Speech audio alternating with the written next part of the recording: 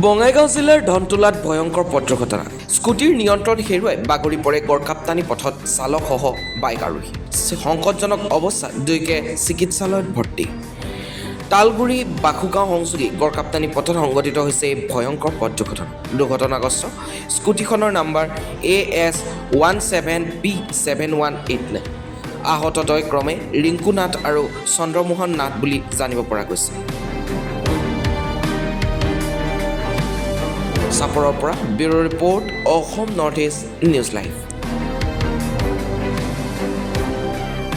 এইটো তালগুৰি টু বাসুগাঁও ৰোডত ধনতলা বজাৰত আমাৰ এই এটা স্কুটি তীব্ৰ বেগেৰে আহি থকা অৱস্থাত আমাৰ ধনতলা বজাৰতে মানে দুয়ো বাগৰি পৰি যায় নিয়ন্ত্ৰণ হেৰুৱাই তাৰপিছত আমি অলপ আহিলোঁ দেখা পাই আহিলোঁ আহি আমি ধৰি পিনে বহাই দি আমি এম্বুলেন্সক ফোন কৰিলোঁ 108ত আহোঁতে পলম হ'ল আৰক্ষী চকীক ফোন কৰিলোঁ বিদ্যাপুৰৰ তাৰপিছত সিহঁতে আহি নিজা গাড়ীৰে বিদ্যাপুৰ স্বাস্থ্য কেন্দ্ৰলৈ লৈ যায় সিহঁতৰ চিকিৎসা কৰাৰ কাৰণে।